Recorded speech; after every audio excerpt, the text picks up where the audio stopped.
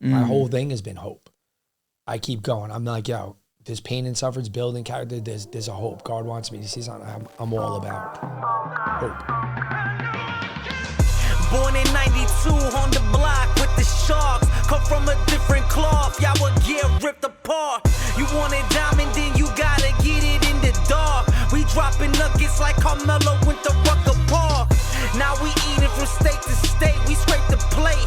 I put my eggs in a basket, took a leap of faith. I took a chance, now we grow and see the impact. Decoding success with special guests, now let's bring Matt. Richie Romero, 3 decades plus in hospitality. If you were to boil down those 30 plus years into the single most important thing you have learned about people, what is it?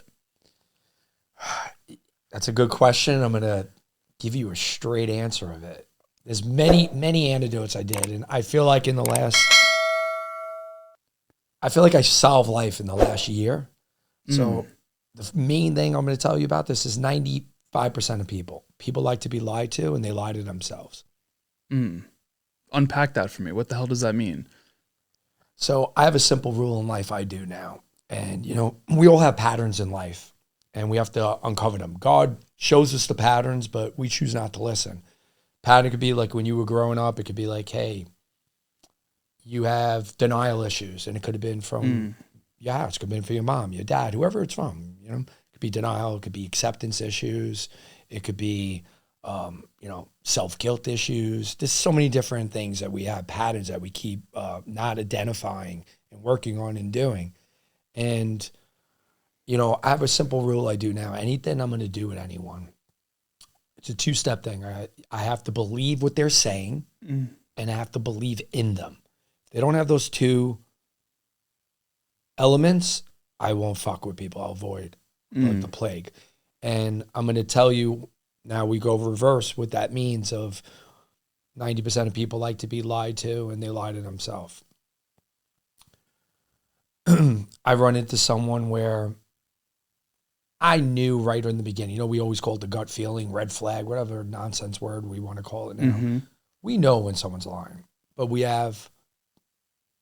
rationalize ourselves, rationalize that person. You'd be like, hey, I want acceptance from this person. They could bring me to the right places. I have denial. No, they wouldn't do that to me. Yeah.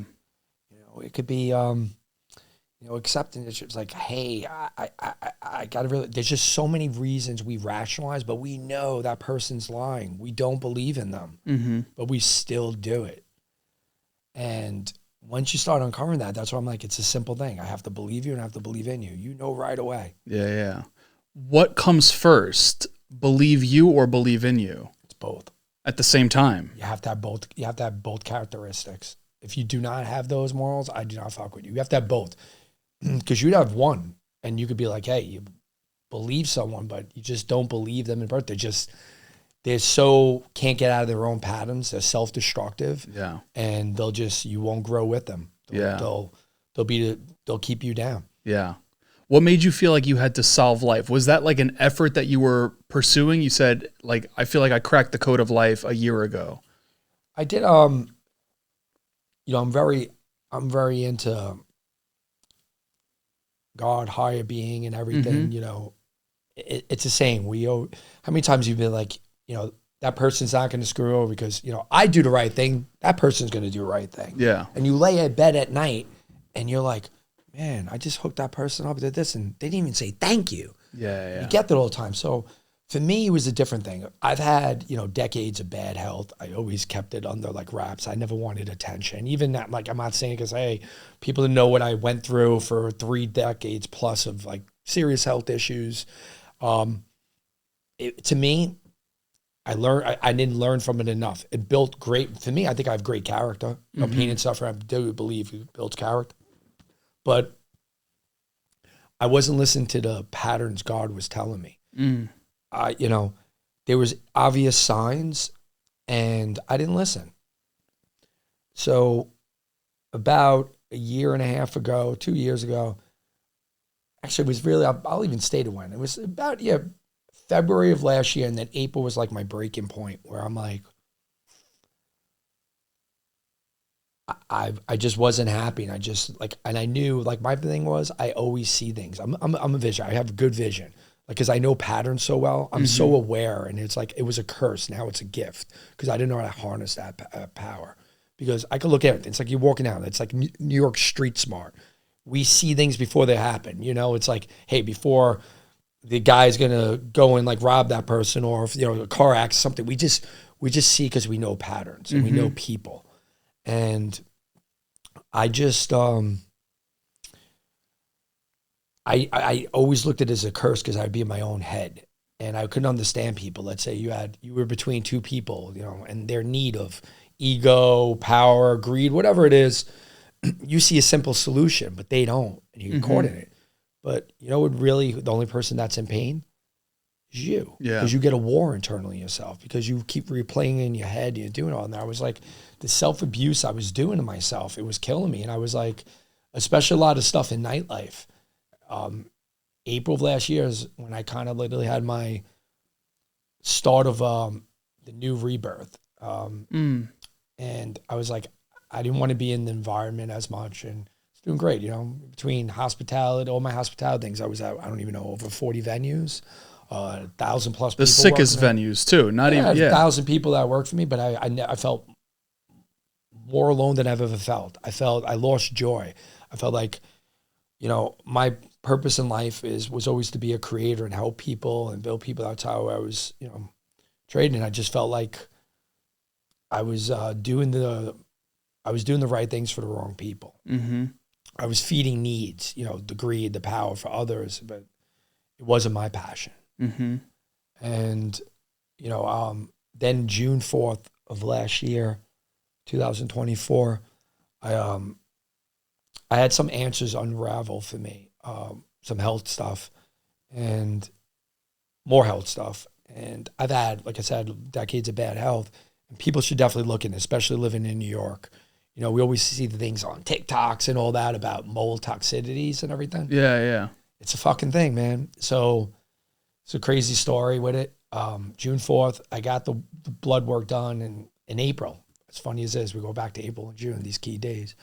And in June 4th, my doctor's sitting like where you are.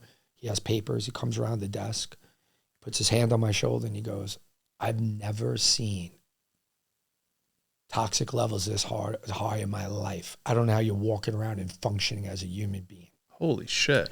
And he goes, there's no way it could be like temporary thing. This had to be growing in your brain, your gut for years. And I had issues. You know, I had cancer. I had, you know, I have colitis, Crohn's, I had different things. Every part of my body I've had like, you know, some sort of procedure operation on. And he had another girl in the room, in another room that had like, you know, 25% of my levels. And she's like, yeah, I've been to work in a year and a half, this, that. And she's like, how you been doing? And I was like, I'm in pain every day of my life. I'm used to it. It just becomes a pattern, man. And then later on, I got, you know, a couple of weeks later, I got someone to check. So I own my house in Queens. I live in Manhattan. I bought a place in Manhattan, but I have a house in Queens I was raised in after I moved from Lower East Side. And my mom still lives there. My daughter's there. My daughter takes care of my mom pretty much now. And I got a test done, separate lab, and the super, super high level things, because these are like things you can't pronounce. Like, you know, the basic ones, like starch boys, things like that, but they have like falciparum, and each one they give you data of what it does to your body. And it's scary. And the super, super red ones that were in my house in Queens. And I lived in the basement where I was next to the set pump and everything. Ah, sure. It was the same ones that matched my body. And that made me really start breaking down some patterns. But I also started taking a lot of different supplements that gave me clarity. So I didn't have that brain fog as much. And I became like super aware, and I knew why aware. And I started breaking down my own patterns hard.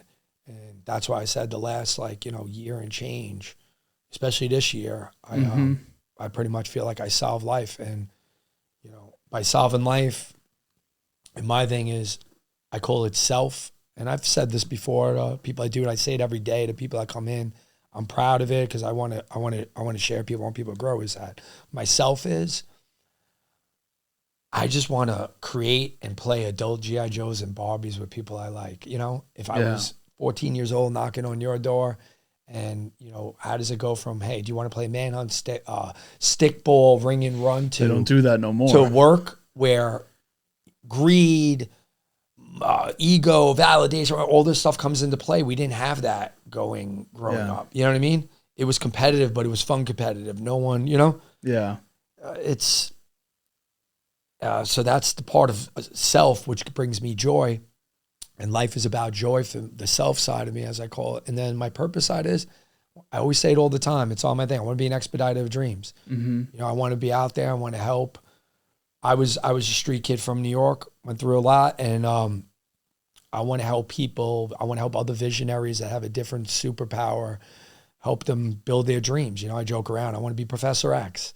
I want to find people that in startups and different things that, you know, they're alone, they need more resource, they have a talent, and I can help them build companies and build themselves and harness and form those X-Men, you know. And, you know, I just, you know, I opened up an office a few months ago, opened up a 5,400 square foot office, and it's pretty much an incubator that's to find those talented people and help them grow. It's like, to me, it's not an office. It's not even an incubator, just an incubator. It's a clubhouse. It's a playground. Exactly. It's a playground. It's a playground. You get it. It's a playpen. It's a thing. It's even a fortress, because it's our world of like how we're living, and the same people cut from the same cloth.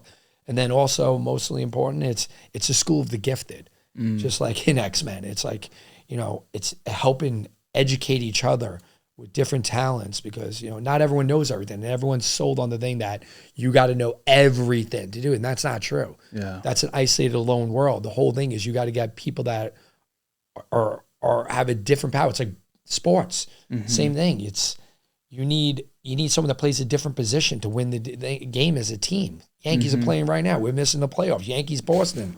Are you a Yankees fan? I feel bad now that I got you. I am, but you know what I mean. Listen. I say I'm going to do something, I do it. Like I said, you have to believe what someone says. You have to believe them. I can't go against what I preach. Yeah. I respect it. But it's playing those, you know, everyone has a position. Everyone has to grow together and win-win. I believe in win-win environments. That's another life lesson. Hospitality taught me it's a very win-lose. Yeah. I believe in win-win environments. I love that. How did you maintain faith in God or a greater power amidst all these years of pain?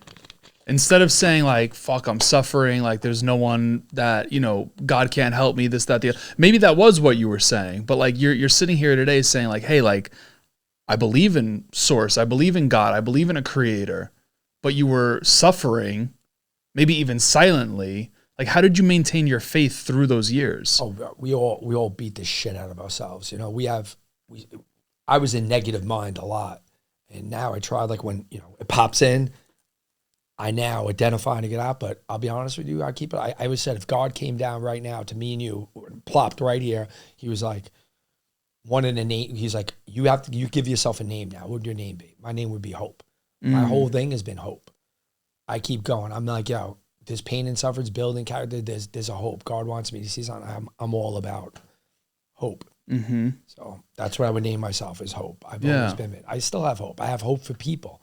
That was probably one of the things that hurt me too, is because if I saw someone that I didn't believe what they said and I didn't believe them, I had hope. I had hope for them too. So, you know, it's having hope in yourself, because you could have good intentions. I might have the best intentions you. It's like me and you were creating something. And I would have the best intentions. But if you're not structured, I've run into that wall, you run into that wall with me. Yeah. And, you know, I learned, you know, the last like year, I'm telling you, I've learned more than I probably ever learned in my life. Well, what would you say to someone that feels hopeless right now? Like, how can they instill hope in their life?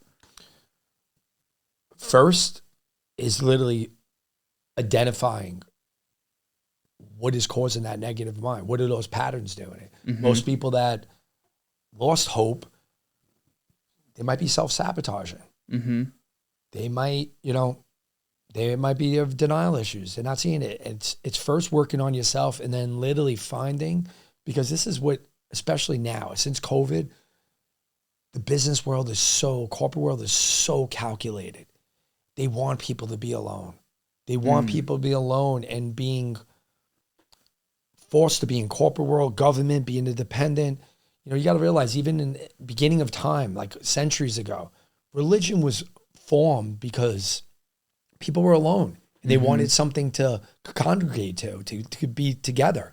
And now you look at it, it's the sad thing is since COVID, politics, man, it's like the new religion. It's crazy. People are alone and fighting each other like Trump or Biden or this guy's going to come to their wedding and be there for them. Yeah. Not like these people are not going to be there, but you know, people want to be part of something. And people are in that Jimmy Jones mentality of drinking that fucking Kool-Aid of they want to be part of it. They don't want to be alone. Like I even identified it. Like I was like, yo, I'm surrounded by thousands, thinking people on my back, and I never felt more alone. I was like, you know, I'm going to go out there. My mission is I'm going to go and find my people, the people that have the same core values as me, people I believe in and believe in and I believe. And that's what I tell people, just, you know, you're not alone. You got to find the right people. Don't self-sabotage yourself, but first it's doing the self-work. It's really identifying like what brings you joy. Yeah. What do you want your purpose to be?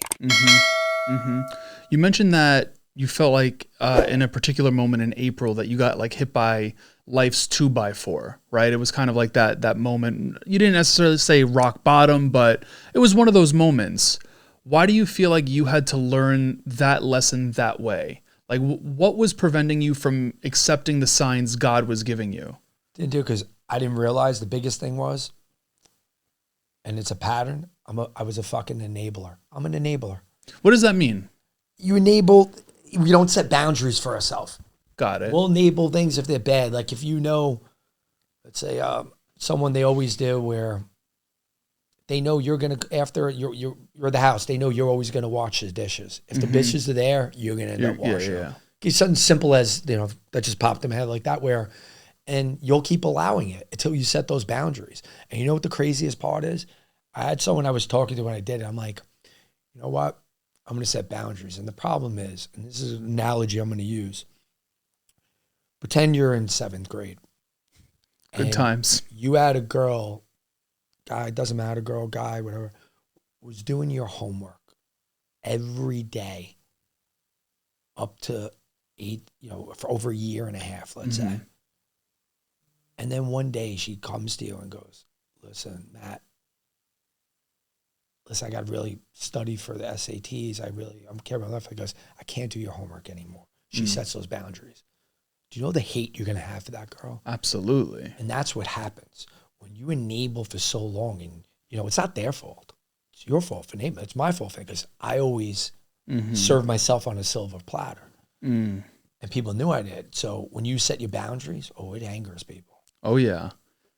That leads me to say, like, I mean, first of all, like, kudos to you for starting to set the boundaries. How did you start to do that? Like, and also, like, kudos to you for the ownership of owning what you were doing. I think there's a level of playing victim in those particular roles. We all do. We all want, that's what I'm saying. We all lie to ourselves because we want to blame others. Yeah. When it's on us. I was the opposite. I had my other pattern was self-guilt. So I would always find fault in myself instead of just situations right there. And you bring it up, April, you could finish the question, but I know where it's going, but. Yeah. The question was essentially like, April, you got hit by that 2x4 moment. Why'd you have to learn it that way? You mentioned being an enabler. Yep. Right? Furthermore, I want to know how you took ownership of it as opposed to playing the victim role.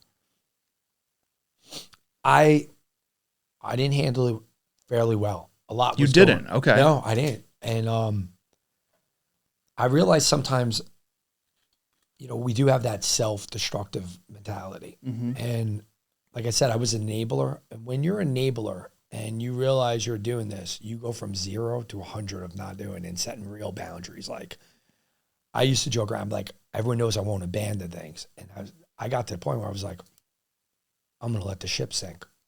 You got to that point. I got to that point. So I went cold turkey. I just went hard. Like I didn't care. On business ventures or relationships? Everything. I just was like, I'm not doing it. I'm not being the guy that's doing all the work. abandoned where I'm just like, what am I doing with my life with it? Where I have all these projects, I'm making money, but I'm not happy. Mm-hmm. I realized I haven't looked around, like people I was doing everything. It's like most of the stuff was in Manhattan. I had different partners that didn't live in Manhattan. They weren't I was out there hustling every day. And I was just like, hey, I got to set boundaries in my life, man. Mm. And I did it. I probably did a little too hard. It should have been a strategy but the problem was I had to do it hard because I was doing so many things. I was doing too many things one human being shouldn't have did, especially like I didn't have structure.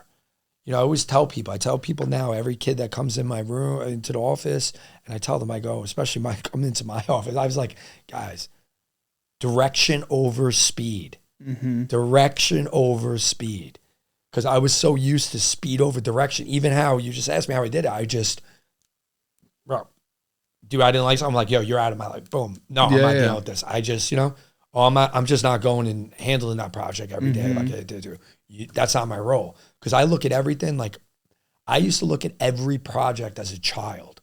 It's a fucking child. It's a child. If me and you and someone else, we agree to open up something, do something, open up a company, do anything, that's a child. Mm-hmm. And we all have a different role. And our goal is for that child to grow and have other children. That's scalability. That's the whole thought process. We all grow together. We grow the child. The child has other children.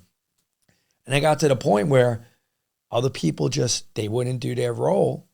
And they knew I wouldn't abandon the child. So I enabled it. It's my fault. It's not their fault. I allowed myself to do all the work, get myself stressed out, vent out in anger. People that were in my corner for other stuff, I'd be all stressed out. It wouldn't be me. I lost joy.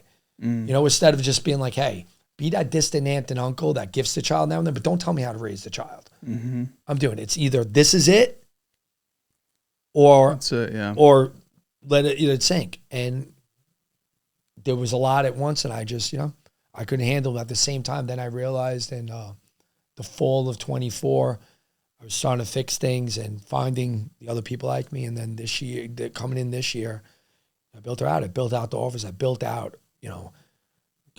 my mission is building out like all these talented people, different silos that all integrate. And they all just create, it's like, it's our own world. Finding people literally where, I hate the word just community gets thrown around like crazy. It's a lot. Yeah, it's overused. It's literally like a word, like I call it the nexus. It's like, I don't own the nexus. I help, coordinate, manage the nexus, but I don't own it. And it's just all different people and different silos that all integrate. And the common goal is for win-win. That's what life's supposed to be. Because I didn't realize that. I used to think, like, say you're doing something, I wanted you to do the best you could do. I never realized people have a jealousy. They want other people not to do well. Oh, yeah. And, that's what I'm telling you. When you ask back what people do, it's first you have to self-identify yourself. People might not realize that they have validation issues. They want acceptance. That, they're in, they have denial issues. That, they do have a jealousy thing. Or, they come from, their past. Or they're very greedy because they didn't have a lot. And now they want something. Or the opposite of like, someone in their family was very greedy and they did very well with it. So they think that was good. Like we either rebel against things, our patterns, or we, in our childhood, or we literally accept it and we keep doing it until God gives us those warnings and we just got to listen, man. Yeah. We see them. We know. It's a fucked up analogy of it. It's a girl that gets beat by a boyfriend. The next boyfriend is going to beat her harder because most people don't wake up from it. They don't see the pattern that this is, an acceptance issue. Like to go in a deep thing with me with it, like I'll go to my, acceptance issues. I look back on my life as a kid. I had acceptance issues with it. I was the youngest out of, I had two older sisters. I didn't really feel acceptance. So when I got into nightlife really early, that was like my family. And I was like the girl looking for love in all the wrong places kind of mentality where I would do all these parties, all these projects, work with all different people because I was on a mission to find I wanted a mentor. I wanted an older brother. I helped a lot of kids. That was starting out, and I built them because I helped them because I wish I got help like that. Yeah. But I didn't have that because I thought people like me and they were on the same vision. Hey, we all grow together. We all win together. But it's not like that, especially nightlife. Nightlife is very... Clan fights clan. It's Game of Thrones, Vikings. It's clan versus clan, kill each other. and instead of getting together and cultivating. Yeah. I'm curious, if you could go back and set those boundaries again, how would you do it differently? Right? Because you were mentioning that you moved with speed and direction essentially, but you just moved very fast. Like, I had no direction. I didn't have. You didn't have direction. Not the direction. My structure was. You got to realize. We'll go back to. I'm gonna throw it back on you with it before when I said when I said I have to believe someone and I have to believe in them. Right? Yeah. I want you to think about that for a second. I'm gonna kind of answer it for you. Okay. Think of any personal relationship, a business relationship. Mm-hmm. Right. That you didn't believe them from the start. That I didn't believe from the start.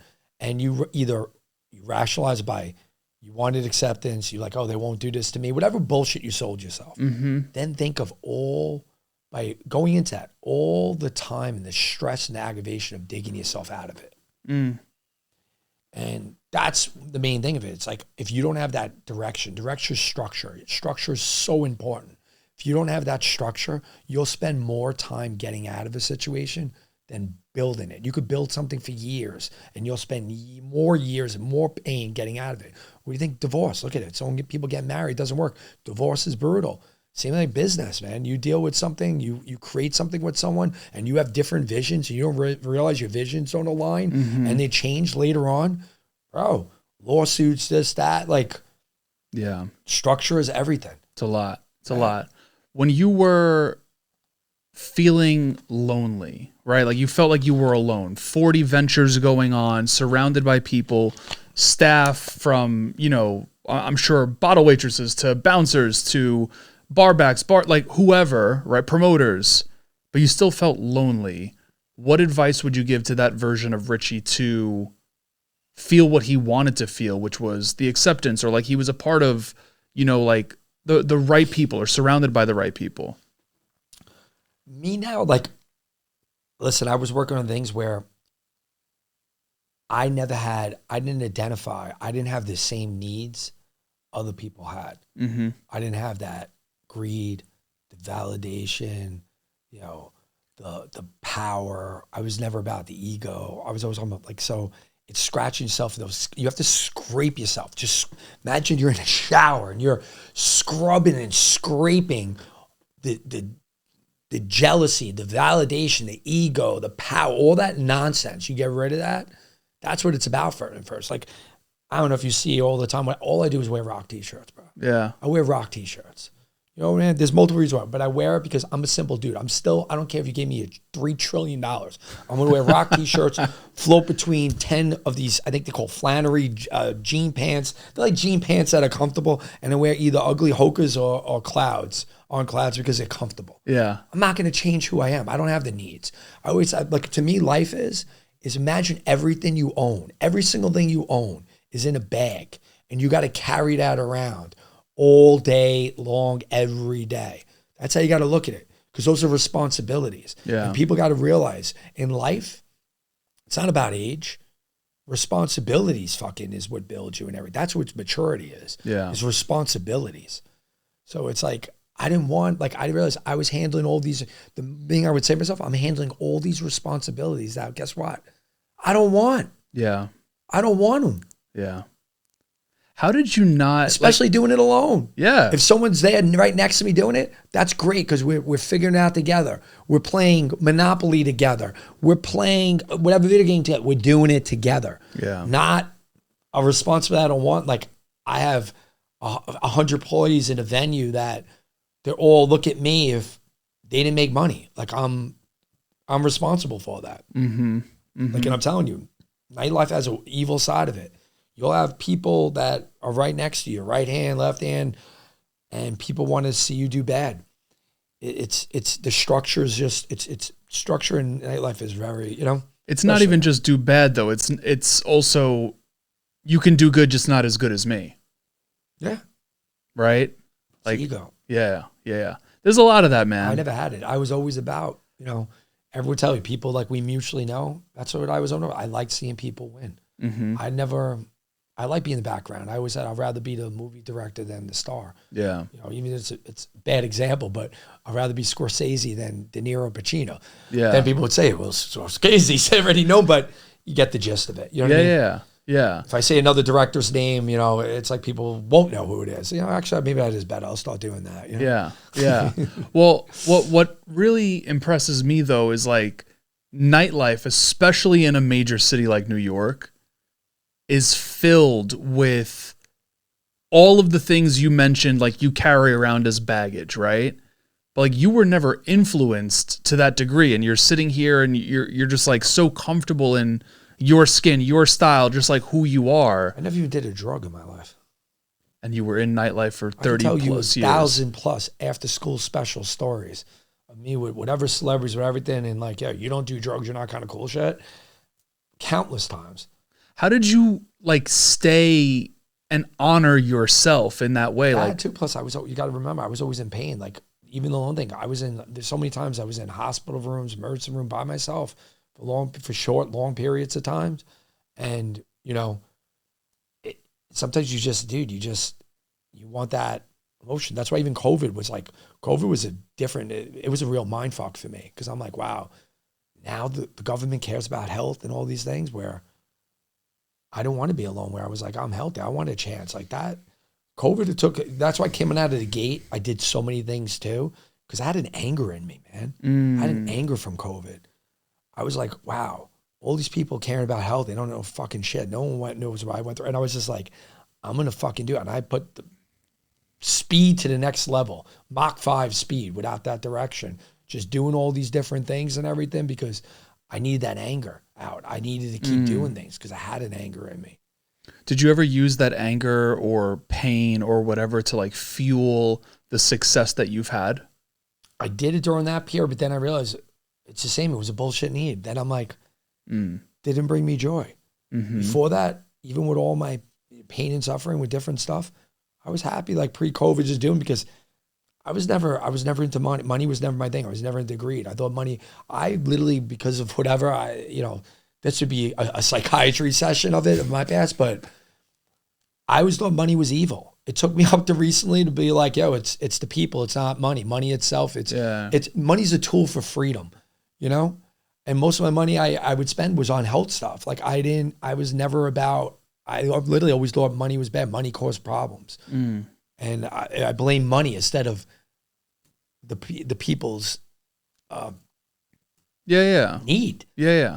Do you think your lack of attachment to money is what brought money to you? I never looked at that because it was never my goal. I'm telling you, I just always, when I break it down, those two rules now, that's what I always wanted. Joy is me being and creating with people that I care about. It's like, hey, we have something going great. We're leaving the office and we have a celebratory dinner afterwards. We did everything. That's how it was. I'm a sports guy. I'm a movie guy. I'm like, I just wanted to, create things and win things with people. It's like, what joy is it? Doing something by yourself and building a company, selling, you're alone. What is that? It Even sucks. going home, my wife is my biggest supporter, my biggest fan. I love my wife to death. Even going home, it's like, hey, it's not the joy. You want to share building things together. My wife is my biggest supporter in every single venture I do. Yeah, it sucks building shit alone. Like so we're 7 years into this, but for years it was a one-man show. Yeah.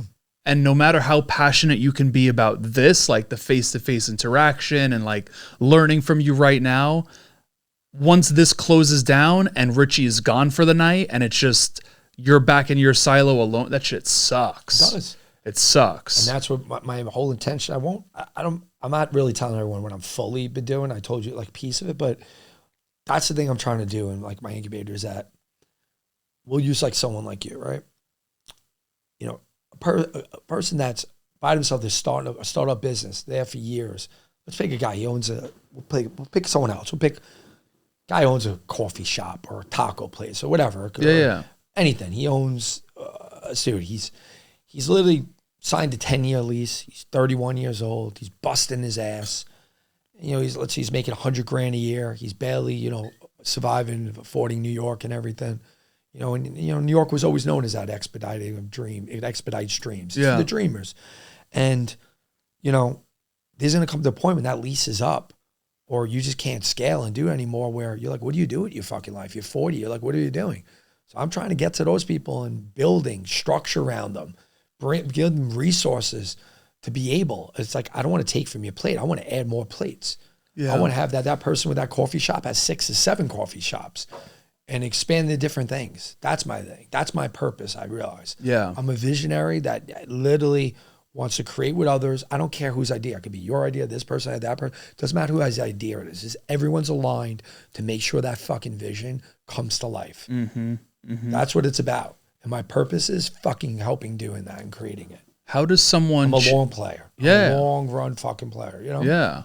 Hey, everyone. Pausing this episode to share something with you. In a world of hyper competitiveness, I think the best quote that I can share with you is that there is no one in the world youer than you, and that is truer than true, which is exactly why I wanted to share with you today about Brand Builders Group. It's an organization I've been working with over the last few months. It is absolutely incredible, and today I am sharing with you the opportunity to hop on a free brand call with a brand strategist to help you break through the wall of obscurity. We are in a hyper competitive space at the moment, whether it be on social or with your podcast or with your blog or with your books or getting on stage. No matter what your endeavor is, this is an opportunity for you to hop on a free strategy call with someone from the team to be able to help you navigate the waters of making sure that you are breaking through the wall and taking advantage of all of the opportunities that you most definitely deserve. Again, there is no one in the world youer than you. So no matter what the problem is that you solve, there might be other people that are out there that also solve the same problem, but there is a strategy that can be placed into your initiatives that will help you break through that wall with speed. So I want to share this with you. It is freebrandcall.com/Matt Labrie. That is going to be in the show notes of this episode, whether you're tuned in from audio or through YouTube, whatever it is, freebrandcall.com/Matt Labrie. How does someone change their mindset or their view on competition? I heard you say something the other day. Competition's your best friend? Yes. It is. Yeah. First thing I literally learned and everything was, look at it. Other than Nightlife, where people want to kill each other, like I said, like Game of Thrones, Vikings, you know, it's look at, you go in, me and you, we're walking in a mall right now. We see a McDonald's. What's next to McDonald's? Burger King. Yeah. Bro, or if it's Wendy's, it's fast food. Like, yeah, competition's your best friend. Yeah. Back in the day, even with clubs, like these club people don't realize, like when, I don't know if you were around during 27th Street. I wasn't. I'm 32. I wish I could get into half the places that man, you did. You talk about 20. Yeah, you were, wow. Yeah, you were 12, so you definitely weren't. I was 12. Well, maybe a little. You could do. Yeah, you're like 14. You still couldn't sneak in. You know, I started real young. But I was a little. You started at 12, didn't you? I heard stories. I was a little park parties. Yeah, I was doing a lot. I know. Of yeah. shit. I didn't do New York nightlife clubs till I was 16 officially. You know, but yeah, it's. Yeah. Yeah. When you started, so I always find it fascinating how people started. So when you said New York City nightlife at 16, was that a teen night or was that like? No, I was doing teen nights before 16 and then official, 18, 21-year-old over venues at 16. I was working Limelight, Tilt, Won the Bar, you name it, Tunnel. I was pretty much all over. And it was different. Like nightlife was just, it is crazy. I hate being like that old dude, that Yoda motherfucker that's literally talking about how social media ruled, but it did. It's like you didn't know it would shock you, like things that people talk about. Like I even saw the other day, I picked up an old, my friend had an old Village Voice thing where Angel, I don't know if you know the story Angel, I don't know if you ever watched Limelight, the Party Monster. I haven't seen it. Angel, they were called the Club Kids, and Michael Alec ran the Club Kids. So man, Limelight was like, ton of all those things. Peter Gage Clubs, it was like a school cafeteria. Yeah. You had different things, you had the Virgin Tunnel people here, you had the Euros with the Blazer Brigade here, and the Club Kids were all eccentric, all different looks and everything. And, you had Angel who would come out with wings, bro. He was wings. He was Angel. Yeah. He was fucking Angel. And, I don't know if you know the story of Angel. I don't. So this is crazy story, and whoever listens doesn't know it. So, long story short, and this is again before social media and everything. Michael Alec and Freeze, Angel was a drug dealer. In the Riverbank apartment building on 43rd Street, which is still there today. They literally got into the thing. They killed Angel. They cut him up and they threw him in the Hudson River. And we all heard the rumors, like being out at Nightlife. Yeah. We were in the club, be like, yo, you would hear the rumors, but there was no social. We couldn't go to tell the story. There was, you know, believe me, there was bodies being OD bodies being thrown outside doors during this time because there wasn't security cameras, video footage, nothing. Yeah. And, you know, Mike Musso from The Voice, like a month and a half later, wrote the article of like, yo, Angel, like, did we hear something happen to Angel? And then his body in a box popped up in the Hudson River. But, you know, you should definitely check out the movie. They have the documentary, and they have, you know, Macaulay Culkin plays Michael Alec. Okay. Seth Green, I think. So you feel like social media ruined Nightlife? It ruined a lot of things because it just, listen, big thing with money. Like for me, growing up, I didn't see real money. I didn't come from money. So I don't know if you remember, if you even heard of Lifestyles of Rich and Famous by Robin Leach. Yeah, I'm familiar. You know, even like Donald Trump, that was like money. Yeah. We didn't think someone else had more money. Like I didn't growing up, I was like the only kid that didn't have color TV. You know, then when cable came in, like that was considered like, oh, rich. You know what I mean? Sure, like the big house. Yeah. You know what I mean? We didn't see all this money. We didn't see people that had things we didn't. The needs weren't in our fucking face all the time. Yeah. Now that's why people are lonely, because they're alone in their fucking head. They're a prisoner internally inside themselves. So they'll look on social media and see this person in Mykonos, this person on a private jet. It's all validation. Look at it. Everything even. It's called followers, bro. Yeah. Everything. Followers. At least when it was, you know, it's Facebook, when it was Facebook and MySpace, everything. It was friends. Yeah. You want to just get together. 6 degrees of separation into one. That was the whole mentality of it. Now it's the whole thing. Like, I'm going to even drop it down. You know why? Another reason why I wear band shirts? Multiple reasons why I wear them. One, the easy one, it's easy to get dressed. I have 3,000, 4,000, maybe 5,000 band shirts. Yeah. Another main reason I wear it, one, appreciating the music, what it is, but it's just the times where, what is a band? A band, togetherness. It's people that get together. Yeah. So if I was the writer and some girl broke my heart, I wrote a song, you played guitar, this guy played drums, I came to the studio, we did it together. We had a fucking vision and we created it together and we made music. Now it's a DJ.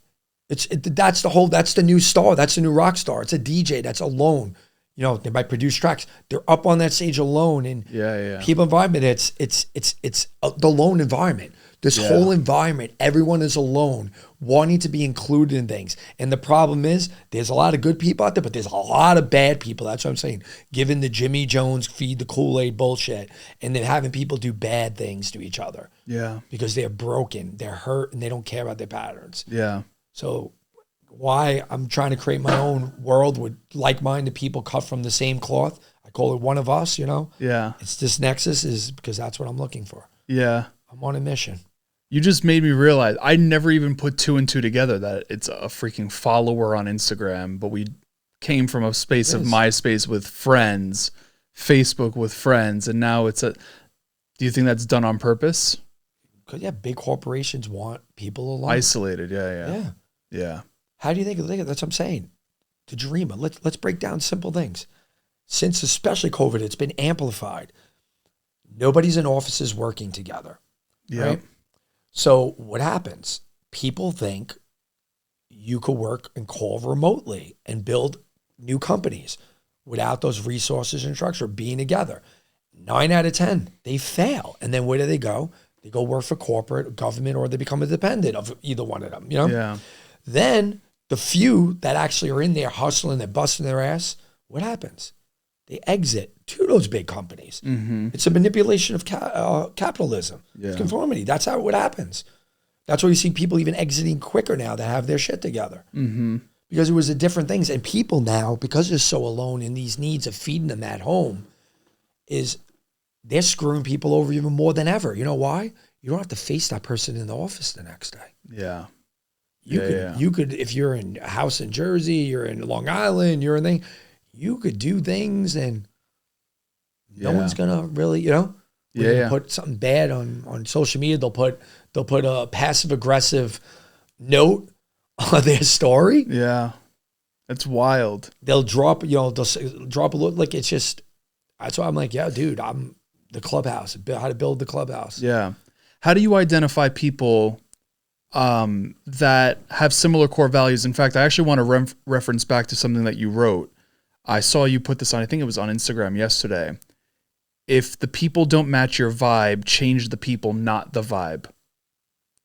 How do you find people that match your vibe? Like, what is it that Richie looks for specifically? Those are your first two things. I have to believe what you're saying. It comes back to that. Yeah. I'm literally, and you see it, like, I only want people that I believe in and I believe what they're saying. Like, every day, I'm not kidding you, every day, I have minimum 10 to 20 people a day come in my office, and minimum. And it's the same thing. And I'll tell them straight up, if I believe in everything, and it's like, I get excited. You know, when I get a text, I got a text the other day. I wish I could, phone's over there, I could read the text to you. We had someone we, brought in, and we opened up a company with her, and her text, like, hit home. It was like, you believe, I'm so excited. You believing in me means everything.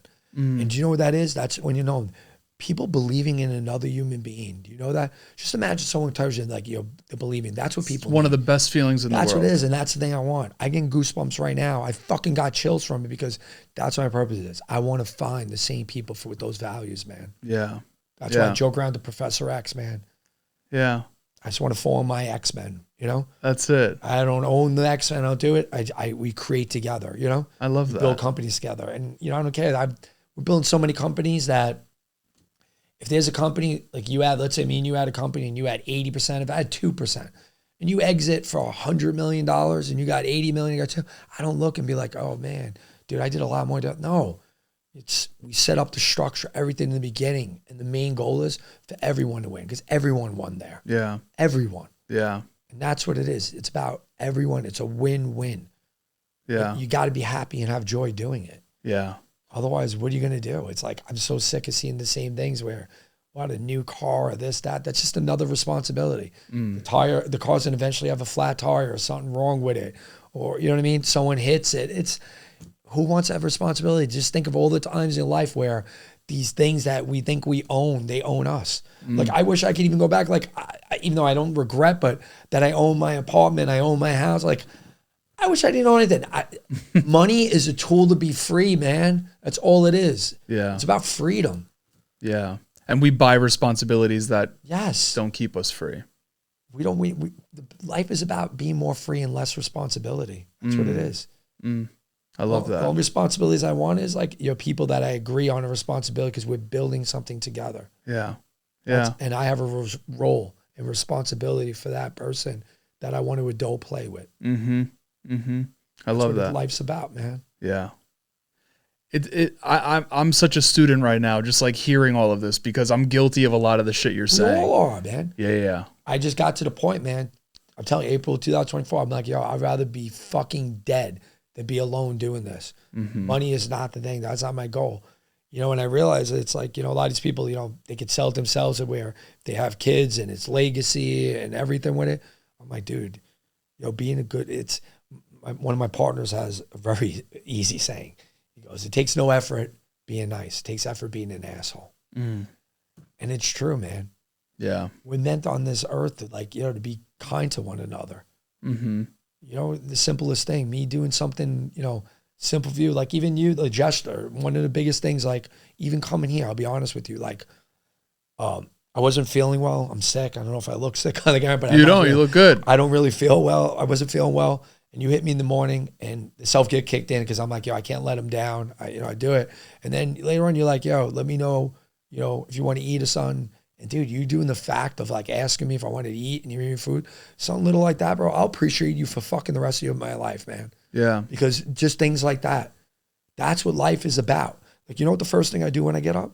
What's that? Other than I don't have a thyroid, because, cancer, but I take my pills. But right after that, the first thing I do is every social channel and all my calendars, I wish people a happy birthday. I don't always get a message from you. Fucking miss it ever. Yeah. Because you know why? You never know what's going on in someone's life. Yeah. And that could change it. You don't know what's going on. I had a friend, man, that I haven't seen before in a while. And I remember at a club a couple of years ago, comes up to me, goes, "Hey, Richie, I don't know if you remember me, but, every year wish me happy birthday. And last year my mom passed. And it meant everything to me. I was going through a lot and just doing it because you know what's going on. You know how many people, like you said, they're alone, they're in there. People might not wish them a happy birthday. Yeah. They might not give a fuck about it. So I don't know what's going on in life. Like even I have people, even on Facebook or whatever the thing is, I might have 15 happy birthdays with no response, but I don't need the validation for it. I'll still put that energy out there. Yeah. It's all about putting that energy out there. I love that. I don't get the thing like, oh, I'm rejected. You know what I mean? If they unfriend me because they think I'm a stalker, I'm just trying to put the energy, but I'm not going to stop. Yeah. I'm going to keep doing it. You know, if it bothers them, then unfriend me, but I'm just trying to put energy out there for them. I respect. Every year I get a happy birthday message from you. That's what I want to do, bro. I try every single year. And it's even if things are going on in my life, I try. I don't care if I'm in an airplane, in a hospital bed, whatever. I always try, time differences. I beat myself up there. Like I want to put that energy out. I don't want anything in return. I don't care about my birthday. It's not there.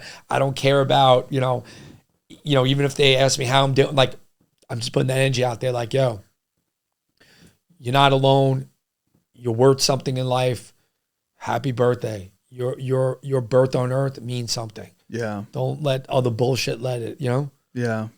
That's important. I mean, the fact that you're saying, continuously.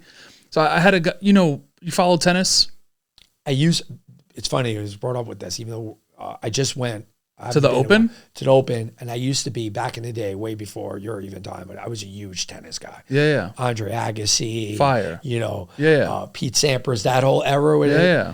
But I haven't been following. And I've just started recently getting it back into it a little bit. My client's Jason Stacy. He's the coach of Arena Sabalenka, and he was sitting where you're sitting a couple weeks ago, and he said something that really stuck with me. And I feel like you're saying it in your iteration of it. And it's like, regardless of how you feel, like do the thing anyway. Yeah. So like what I'm hearing you say is like, if you embody this particular energy that you want to put out in the world, regardless of how you feel, the birthday message or whatever it is, like do it anyway. You have to do it. Even if someone like, hey, they did you wrong, or like, I remember I had a couple of years ago, I had that challenge. Now I don't do it. Like person really screwed me over and it was their birthday. And I was like, I don't want it, but yeah, you do. You have to do it, bro. You can't look at it. There's difference. Someone does you wrong. It's like, always accept you can be sorry. Just remember they did that. Their character of it. Yeah, it's a big difference. But I want everyone to win. I don't look there and be like, I want I might not want to deal with them. Yeah. I don't want them in my life, but I want them to do great. Even someone that was close to me that did wrong, we're good now. But even during that time, I always wanted them to do great. Yeah, I wanted them to do amazing. I just didn't want to be part of it. Yeah. Understood. Absolutely. What's a question you wish more people would ask you? No, I don't. I didn't know what side of Richie I was getting, dude. Like I've been seeing the stuff that you post on your stories. I go with it. Like, I don't like, that's a big reason. Like, I don't like questions in advance. I never do it. Every time people do that, like, I don't like questions in advance. I literally, whatever I'm feeling at the moment, I'm authentic. That's why I'm an authentic person that I shoot from the hip. Yeah. If you were talking about club stuff, I talk about club stuff. If you're talking about social media, I talk about social media. If you talk about personal, like you hit off with personal questions, so I answer personal questions. Yeah, man. I literally said to myself as I was prepping for this, I'm like, Richie knows and has engaged with so many people, not just in the 30 plus years of hospitality, but just from being a human too. And I was like, this guy has to know something about people. People. That's right. Like, even everything, like even when I fight, like I hate politics, but I understand, policy and I understand vision very well. And, even with that stuff, even when I fight about it, I don't fight about it for me. It's because it's all red tape for the dreamers. like even when people hear me speak in town halls and everything like that, it's never about my situation. It's about everyone. It's about a committee. It's about, I just want to see everyone do fucking good. And especially New York. The better New York is, everyone wins. Yeah. You know, listen, you're talking about over 4 decades of New York. I lived it. And I seen the bad times in New York, see the good time. When New York is good, everyone wins. You get the trickle down. And I just want New York to be good. I want people to do good. I want to see everyone, I want their dreams to all be fulfilled. Yeah. Because no one's in competition with each other. I don't know your dream. I'd like to know your dream, but if your dream, let's say you want TV, you want to be a producer, whatever, I want to see your dream. Why wouldn't I? Yeah. And that's why we're around too many broken people. That's why, Nightlife did a number on a lot of people, you know? Yeah. Yeah. I mean, I had to get out of it, you know? Yeah. You can tell just talking to you, I know, you know. Yeah. I had to check out of it. I will say this though, what a blessing it was to grow up in it. I got into it for the wrong reasons, but like the skills you learn, right? Like, I mean, just what you said, right? Like it's embedded within me, knowing that you dedicated time to come here. It's embedded within me to be unreasonably hospitable to you. Like, how could I not be? You know, like little things like that. Like you learn, and I'm forever grateful to the industry. It is, because it's real. Like my generation, it took more, because I'll be honest, like it's fucked up. I always take talking like, I don't, throughout the family thing. Like to me, I got a lot of my values, and it sound crazy because it's different now and then. I was raised by TV. TV shows that you might have saw in reruns. You had Growing Pains, Facts of Life, Family Ties, Who's the Boss, Family Matters. Every show, every episode taught you values, morals. That's why I didn't do drugs, especially like, I don't know if you ever seen Less Than Zero. I haven't. With Robert Downey Jr., which is ironic. Yeah. Of it. Watching that movie, I never wanted to do cocaine. I was like, I'm never going to do it. Watching the stories, you see Michael Seaver and Growing Pains, like someone does coke and they, and they teach you that after the thing, when it's a serious episode, like, don't do it. It's like, I was raised by TV. Yeah. So then when you go from that and you go into the nightlife world, and it's just, the nightlife world especially, it's all people that were raised differently by all different people, and especially in New York, the melting pot of all ethnicities, all different people, everyone coming from every walk of life, every class, everything thrown into one melting pot. It's crazy. It was the craziest reality TV. I don't look at like, the standard TV. It's reality at its on steroids. Yeah. How there's not more reality TV about nightlife is insanity to me. Yeah. If people really see it. If you want to learn people, that's where you learn people. Absolutely. You get everything. You get people that you never thought would be in the same room together. Yeah. It's the only place you would get it. It's wild. It is wild. It is. I feel bad because I didn't even bring this up yet, but like, what is Richie? Obviously, you're working on the incubator, the playground, clubhouse type of space. We get that, but like, what else are you working on that we should point people in the direction to? Sushi by Boo. Sushi by Boo is my baby. My main thing with hospitality. I love it. I love sushi. My dog's name is even Sushi. Yeah, I've heard you say that. We have a great concept we do. We take unutilized space in hotels. We don't want prime. We take downstairs, back rooms, upstairs, and we don't need the people in the hotel. We drive them there. We're pretty much an experiential marketing company. We don't need venting. We drive people to the hotel. Let's say you had a rooftop, or someone has even another sushi restaurant in the place, we're an omakase place, we drive them there. They go to you afterwards. It's all timed. Yeah. It's a great concept. And my main thing, I'm telling you, each day is just someone comes in with a different startup, a different vision, a different dream. I just want to help build them and connect them. You still have other best. It's building puzzles. Yeah. You still have other venues. Are you involved in nightlife at all anymore? Still Nebula. You still do Nebula, okay? I helped build. I helped build it. It was a vision from Yang and Howard, and they had a vision, and I helped their dream come true. I've seen it. It looks sick. I've never been. I try not, like, to be honest with you, it's embarrassing. I said I've probably been out like 4 times past midnight, and I don't even know how long in the last year. That it's hard to go out. It's something that like, I already know, like, listen, I didn't realize till later on, like I'd be standing in a club, let's say it's 20 years ago, and somebody's walking towards me and I'd get all stressed out and angry and everything. You know why? Why I is knew what that? they wanted, right? They wanted, let's say, drink tickets or anything. You already know what people want. So I'm telling you, it was a curse more than I didn't realize it was a power. I didn't know how to harness it. So I'd get angry. I would get angry at people because I knew what they would do before they knew what they even wanted. Yeah. I knew. And when you know patterns. It's not because we're Nostradamus. We know patterns. We know people. So I would get really stressed out very easily because I knew what was going to happen next. And I still do, like, even with, I know what's going to happen next. My vision is, that's my superpower. I'm a visionary. I could see things very easily because of patterns. Is there ever a right time to ask for a drink card? Luckily, I'm not in the venue anymore if I can get one. I get it. I just think about it. So, like, even beyond that, though, like, if someone's in Richie's life and, dude, like, you're very plugged in, right? Like, I mean, it's obvious. I think back, like, when I was working with Damon from Shark Tank, like, I went to Europe for the first time while I was working with him. Now, a little bit of a different situation. I'm his employee, you know? So, but I'm going to Europe for the first time. It's like, yo, dude, can you, like, hook me up with, like, someone at a club or something? So I'm 25, you know? But, like, how do you suggest someone approach someone to utilize their network? Not in, like, a grimy way, but it's like, hey, like... That's the thing. It's like, I like helping people, other people. See, the thing is, that's why my vision is very important together. It's who you're around. A lot of people look at people as threats. And that's why I started to realize I didn't have the same vision as people. I wanted to build people up. And I didn't look at the, you know, they're a threat. I like helping build people. I don't look at them as threats. And I had people I would be partners with where they busted their ass. I'm not saying I'm good. They're evil. They just were different. They killed themselves building something for a long time. The people that I'm trying to build up, they look at them as threats.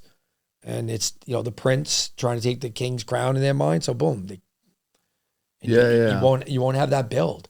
So it's just, honestly, the best thing is just being around people that genuinely want to help other people. I'm lucky enough to have another partner where he's pretty much living the life. He's living the life I want in terms of joy, you know, the self and expedite. He didn't even realize the expedite dream. It's like, one, he's building these companies with me where all the companies that he has, and he has a lot of companies, he does it with people he likes. In adult plays. He's doing it already. And he's an expedited dreams. Like, he's pretty much retired. He doesn't need to do what he's doing with me. The reason he's doing it is because he believes in me and my belief in wanting to help others and build people. So he's an expedited dreams. How important is it for anyone that's even listening to this? Obviously, it's something that you value, but how important is it for someone to be in proximity to someone that has the life they want to have?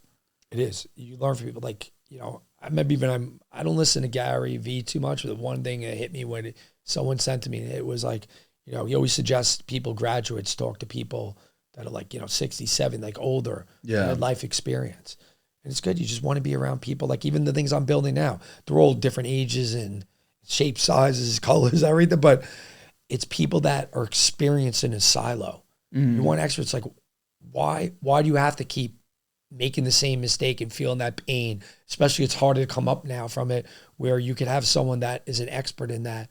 That's what they do. You don't have to master everything. Master what you're one or two things you're great at, and build that team, build those Yankees, build those, you know, the X-Men, you know, build with, you know, build the Expendables, whatever it is, you know, any reference you want.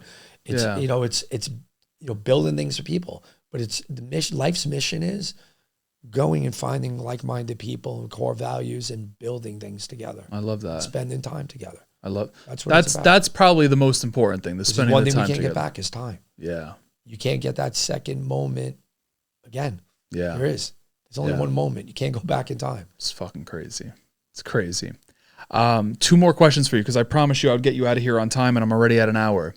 Hypothetical. I always over there. I'm a talker. This has been great, though. This has been so good. Hypothetical question.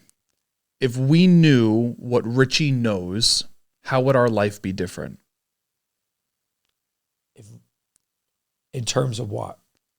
Wherever your mind goes. Like I said, I believe people should, main thing again, you have to, if you don't believe what they say and you don't believe them, stay away. Another thing is I always say there's a big difference between want and need.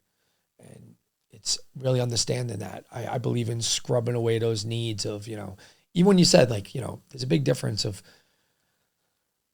sometimes the subconscious speaks, right now. Like I told you when it came into the thing where I'm like, I'm not feeling well. And I'm like, anything you want? I'm like, hey, by the way, I want coconut water. Yeah. Like sometimes our mind, when we're like, we're like, I want coconut water. Or let's say I want a burger. We say it. That's a subconscious speaking. That's a want. Then you look at it sometimes with the need of like, even like, let's say me and you are sitting here and there's an event or birthday we have to go to.